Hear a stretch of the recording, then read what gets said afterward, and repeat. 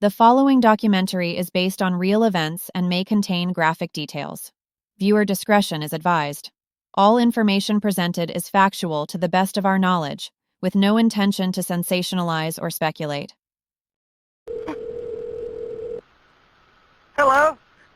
I'm still here. Stay on the line. I'm still here, okay? Collison, I have an Alex Murdaugh on the line, caller from Moselle Road. He's advising that his wife and child was shot. At 10:07 p.m. on June 7th, 2021, a prominent South Carolina attorney called 911. He said he'd just found them, that he'd been gone. Mr. Murdaugh, go ahead and talk to Collison. It's Moselle Road. I've been up to it now. It's bad. Okay. How did they shoot? Did they shoot themselves? Oh, no. Hell no. But less than 2 years later, a jury would hear a video, 50 seconds long, recorded at 8:44 p.m. that same night, at the exact place where the bodies were found. And on that video, they would hear Alex Murdaugh's voice. Tonight, we're walking through June 7th, 2021, minute by minute, phone call by phone call, from dinner at the main house to the gunshots at the kennels. You'll hear what first responders saw when they arrived. You'll see how investigators used phone data, GPS tracking, and a single video to build a timeline that placed Alex Murdaugh at the scene just minutes before prosecutors say his wife and son were killed. And you'll understand why, on March 2nd, 2023, a South Carolina jury needed less than 3 hours to convict one of the most powerful men in the Low Country.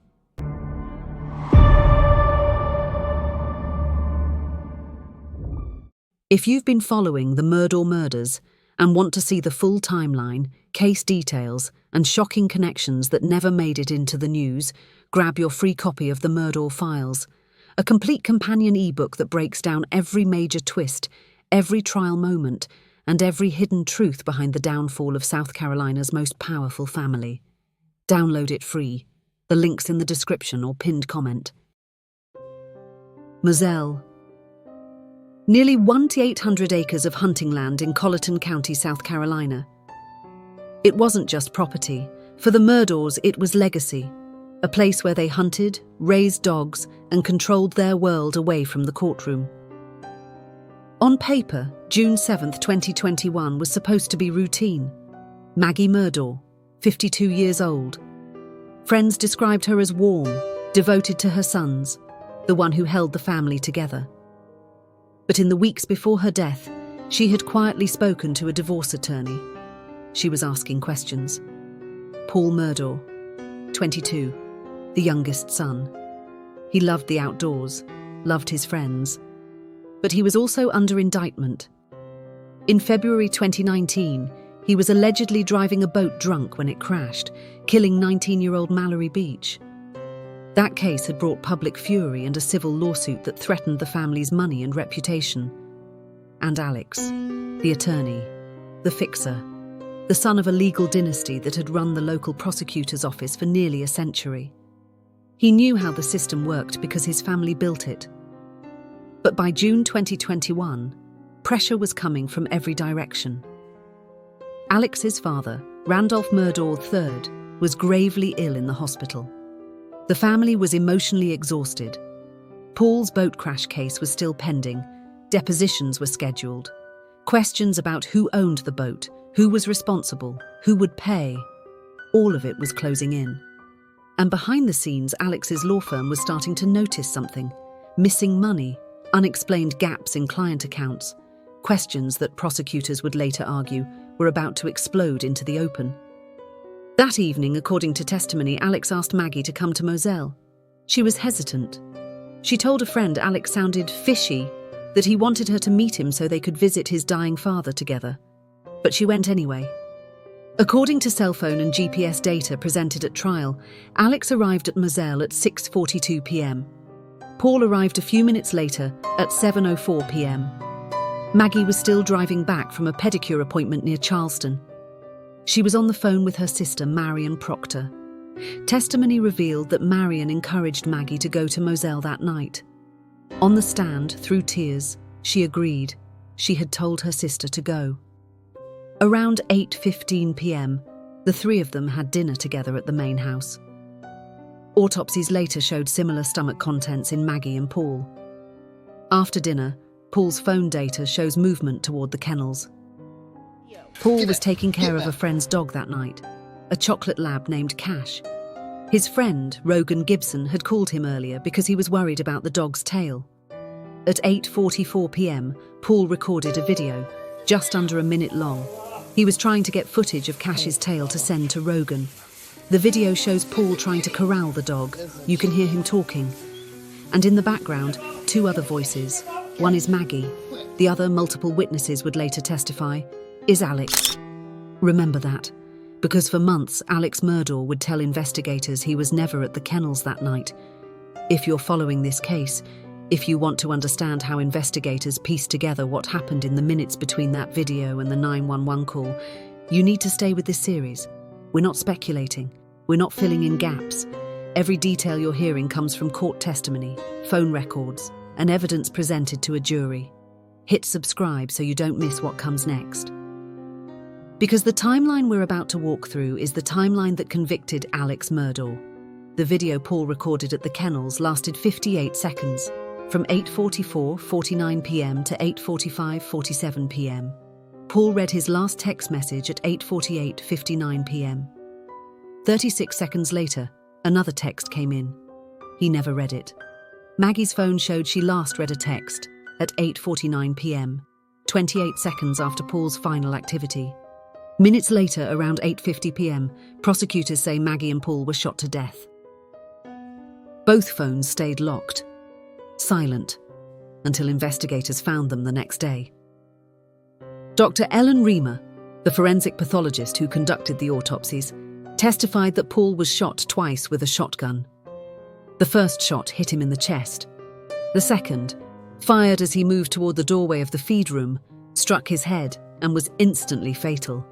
Maggie was shot 4 or 5 times with a rifle, identified as a .300 Blackout.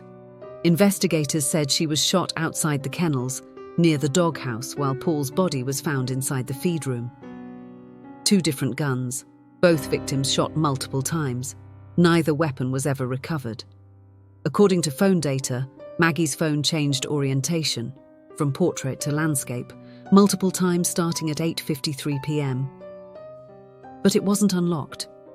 Investigators testified that this could mean someone was holding the phone, and the camera was trying to detect a face to unlock it. At 9:08 p.m, Maggie's phone data shows it moving, fast. Away from the kennels, toward Moselle Road, South Carolina Law Enforcement Division agent Peter Rudofsky testified that Alex's vehicle slowly drove past the spot where Maggie's phone was later found that night, slowing to 42 miles per hour before accelerating to 80. Prosecutors argued that Alex threw Maggie's phone out the window in an attempt to dispose of evidence. The phone was found the next day, off the side of Moselle Road, less than a quarter mile from the property. At 9:22 p.m, GPS data shows Alex arrived at his mother's house in Almeda, about a 15-minute drive from Moselle. He stayed for about 20 minutes. He left at 9:43 p.m. Alex later told investigators that after dinner, he took a nap at the main house. He said when he woke up, Maggie and Paul were gone. He said he tried to call Maggie before leaving to visit his mother, and when he came back, he found them. That was his story. But the kennel video, the one recorded at 8:44 p.m, put him at the scene with them just minutes before they were killed. GPS data shows Alex tried to call 911 at 10:06 p.m. but misdialed. Less than 20 seconds later, he called again successfully. "My wife and child have been shot badly." Alex told the dispatcher he'd just found their bodies at the kennels. Investigators testified that Alex's phone showed he checked them, meaning he got close to the bodies before completing the 911 call. Colleton County Sheriff's deputies arrived within minutes. Shortly after, South Carolina Law Enforcement Division, SLED, was called in. According to the sheriff's incident report, deputies responded to 4147 Moselle Road at approximately 10:26 p.m. in reference to 2 gunshot victims found by the caller. Colleton County Coroner Richard Harvey testified he arrived just after 11 p.m. and checked both bodies. He estimated their time of death to be around 9 p.m. Paul's body was found in a pool of blood near the feed room entrance. Maggie's body was outside, near the doghouse. Neither had defensive wounds. Prosecutors said it was as if they didn't see a threat coming from their attacker. Sergeant Daniel Green, one of the first officers on scene, testified that he saw no blood on Alex Murdaugh. He also said he saw no tears. But others described Alex as distraught, crying, repeating that this was bad. From the first minutes, Alex was raising theories. He mentioned Paul's boat case. He suggested this could be retaliation. He was shaping the narrative. Between 10:07 p.m. and midnight, Alex made dozens of calls, to family, to friends, to his brothers. At 11:19 p.m., his brother Randy used Alex's phone to text, "Bart, this is Randy Murdaugh. There has been a terrible tragedy and I need you to call me immediately." SLED arrived at 11:47 p.m. The state released the crime scene less than 12 hours after the killings. Alex's brother, John Marvin Murdaugh, testified that when he went to look around that morning, he saw blood, brains, and a piece of Paul's skull still there. He said he felt compelled to clean it. This was not an ordinary crime scene. This was the property of one of the most powerful legal families in South Carolina. Deputies knew who they were dealing with the second they arrived, and that would matter. Pause for a second. We've just walked through the timeline. From dinner at 8:15 to the 911 call at 10:07. Less than 2 hours, 2 people dead, 2 guns used, and a man who said he wasn't there, but whose voice is on a video recorded at the scene. Here's the question. At what point did you start to doubt Alex's story? Drop a comment. Let us know what stood out to you. Because this community is built on people who care about the truth, and Maggie and Paul deserve that. For months after the murders, Paul's phone sat locked. Investigators couldn't access it, but eventually, technical experts cracked the passcode, and inside they found the video, the one Paul never sent to Rogan Gibson. When it was played in court on February 1st, 2023, Alex Murdaugh sobbed. Rogan Gibson testified that he was 100% certain the third voice on that video, the one that wasn't Paul or Maggie, was Alex. Another friend, Will Loving, testified the same, 100% certain. Buster Murdaugh, Alex's surviving son, sat in the courtroom that day. He leaned forward as 2 of his brother's friends said they heard his father's voice at the kennels, minutes before Paul and Maggie were killed. SLED agent Peter Rudofsky presented an 88-page timeline to the jury. It tracked Alex, Maggie, and Paul's movements using cell phone data, GPS, and vehicle telemetry. Between 6:52 p.m. and 9:04 p.m., there was no cell pinging activity on Alex's phone. Then suddenly, there was. Prosecutors pointed out that Alex's phone showed no activity for an hour and then came back to life just before he drove away. It showed him taking more than 70 steps a minute for about 4 minutes. That was well over the pace he had walked at any other time that evening. Prosecutor Creighton Waters asked Agent Rudofsky, "He was a busy guy right then, was he?" On the night of the murders, Alex told investigators he had never been to the kennels. He said he was at the house, taking a nap. 3 days later, in another interview, he repeated the same story. When investigators asked him about the video, the one with 3 voices, Alex said it wasn't him, but it was. Lead prosecutor Creighton Waters told the jury, "Murdaugh told anyone who would listen he was never there. The evidence will show that he was there. He was at the murder scene with the 2 victims minutes before Paul's phone locks forever." Months into the trial, Alex Murdaugh finally admitted he lied. He was at the kennels that night. But by then, the damage was done. Maggie Murdaugh was 52 years old. Paul was 22. They weren't just victims in a headline. They were a mother and a son. They had friends who loved them. A family that's still grieving. If you think their story matters, if you believe cases like this need to be told with care and respect for the people who were lost, share this video. Because the more people who understand what really happened, the harder it is for power and privilege to bury the truth. Prosecutors argued that Alex's motive was financial desperation. They told the jury that his decades of stealing from clients and his law firm were about to be exposed. On the morning of June 7, 2021, hours before the murders, prosecutors said Alex was confronted about $792,000 in missing fees from his law firm. Text messages introduced at trial showed that 1 month before the murders, Paul confronted his father after finding pills in Alex's computer bag. Maggie had searched online to try to identify the pills. The jury heard that Alex was spending $60,000 a week on a 20-year opioid addiction. The prosecution's theory: Alex killed Maggie and Paul to create chaos and sympathy, to buy time, to distract from the financial crimes that were about to destroy him. The defense called it absurd. They argued that a man wouldn't believe murdering his family would bring less scrutiny into his life. Defense attorney Jim Griffin told the jury, even if the financial day of reckoning was impending, he would not have killed the people he loved the most in the world. The defense proposed that there were 2 shooters. They pointed to the fact that 2 different guns were used and argued the angles of the shots suggested more than one person.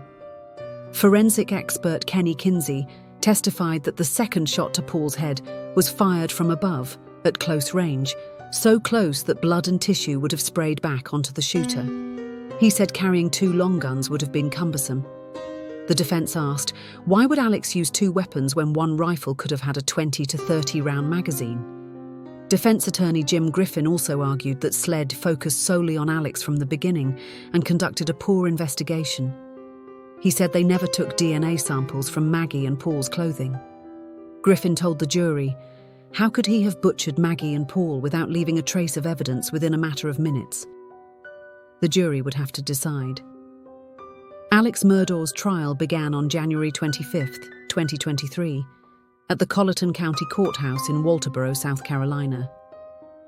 The prosecution called 61 witnesses and introduced more than 550 pieces of evidence over 17 days. The defense called witnesses too. Alex himself took the stand. He denied the murders, but he admitted to lying to investigators. He admitted to stealing millions. He admitted to manipulating everyone around him for years.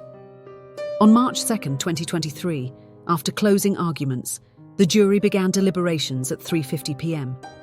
Less than 3 hours later, they returned with a verdict.